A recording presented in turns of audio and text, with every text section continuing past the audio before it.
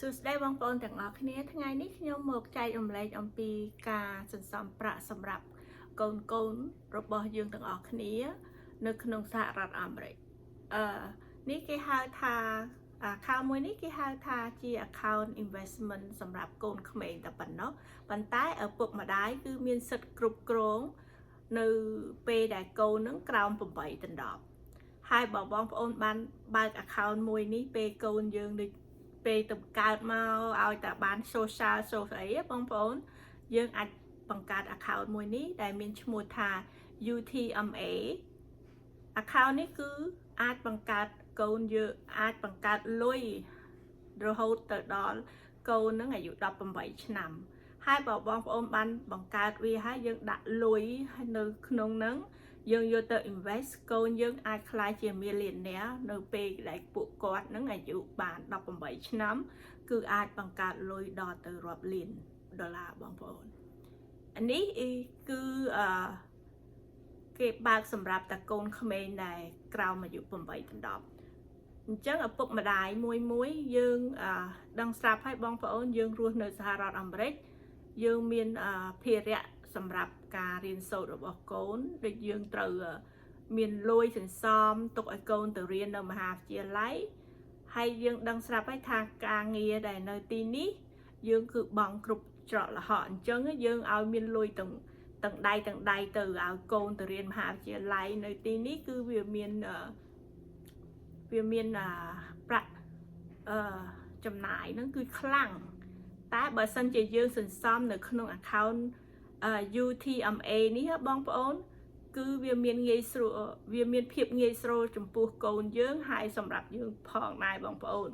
ព្រោះអីក្នុងមួយឆ្នាំយើងដាក់ប្រាក់សន្សំទៅក្នុង account ហ្នឹងសម្រាប់តែកូនយើងហើយក្នុង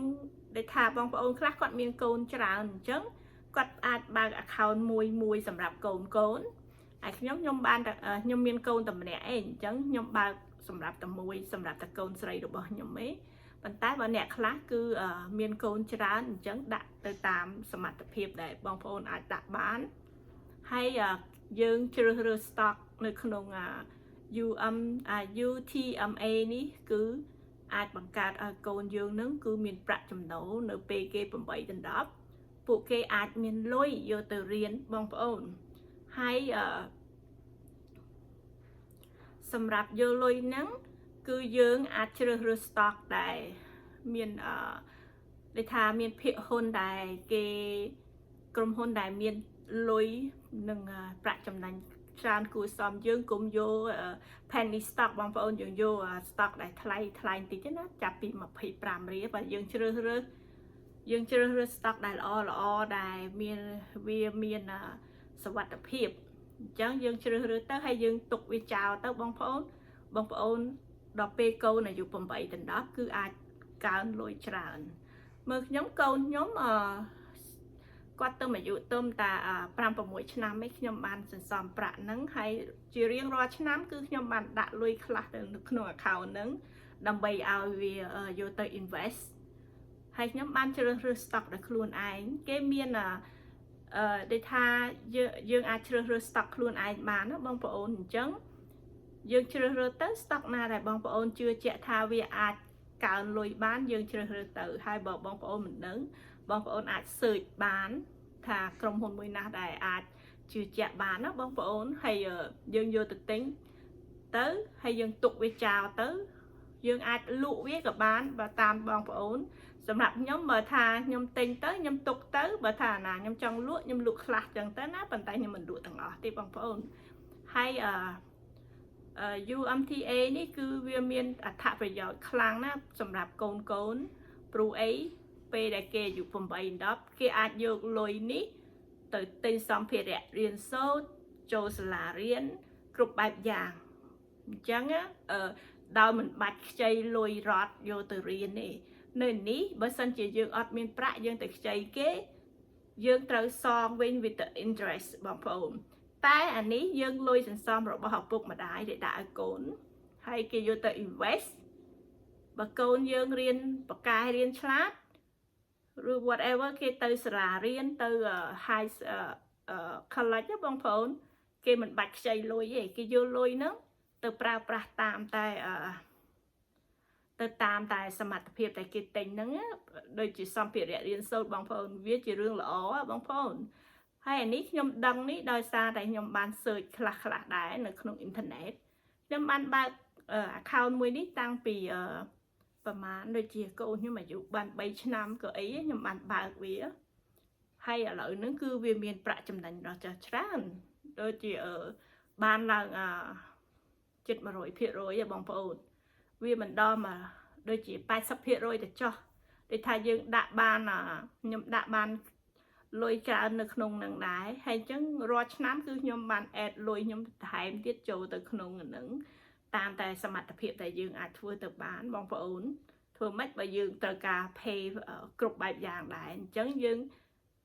សំនឹងទៅតាមសមត្ថភាពបងប្អូនរៀងខ្លួនហើយគេយកទៅ invest ទៅវាឡើងប្រាក់ចំណេញណាបងប្អូនហើយវាអាចធ្វើឲ្យកូនយើងខ្លាចជាអ្នកមានទៅថ្ងៃអនាគតយើងមិនដឹងបងប្អូនបើសិនជាយើងទិញចំ stock ល្អកូនយើងអាចខ្លាចជាមានលាននាមុនយើងផងក៏មិនដឹងហើយខ្ញុំសង្ឃឹមថាខ្ញុំចែករំលែក account មួយនេះទៅដល់បងប្អូននេះដោយសារតែអ្នកខ្លះគ្នាអត់ដឹងទេបងប្អូន account មួយនេះកាលតែខ្ញុំមកដំបូងខ្ញុំអត់ដឹងសោះហើយនេះខ្ញុំដឹងដោយសារតែខ្ញុំមើលក្នុង YouTube ច្រើនអញ្ចឹងខ្ញុំបានរៀនសូត្រនៅក្នុងកម្មវិធីអស់ហ្នឹងហើយខ្ញុំបានជ្រើសរើស stock ដោយខ្លួនឯង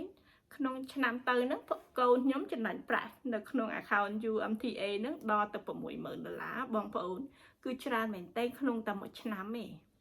ទើបខ្ញុំគិតថាបើសិនជាតម្រាំតែគាត់អាយុដល់18គឺអាច hit billionaire ប្រហែលជាមានមុនម៉ែឪផងក៏មិនដឹងបងប្អូនអូខេខ្ញុំគ្រាន់តែចែករំលែកតែប៉ុណ្្នឹងឯងបងប្អូនហើយនេះខ្ញុំសង្ឃឹមថាបងប្អូនបើមានចម្ងល់អីបងប្អូនអាច message សួរខ្ញុំបាននៅក្នុង chat ឬក៏comment ហើយបើបងប្អូនមិនដឹងថាទិញនៅក្នុងភាគហ៊ុនមួយណាដែលល្អអាចសួរខ្ញុំបានឬក៏អាចចូលមើលនៅខ្ញុំនិយាយនៅក្នុង YouTube invest អស់ហ្នឹងសិតតែខ្ញុំបានទិញនៅក្នុង account កូនខ្ញុំទាំងអស់ហើយខ្ញុំក៏បាយសម្រាប់ខ្លួនឯងដែរបងប្អូនហើយសង្ឃឹមថាបងប្អូនចូលចិត្តអូខេអរគុណច្រើនជម្រាបលា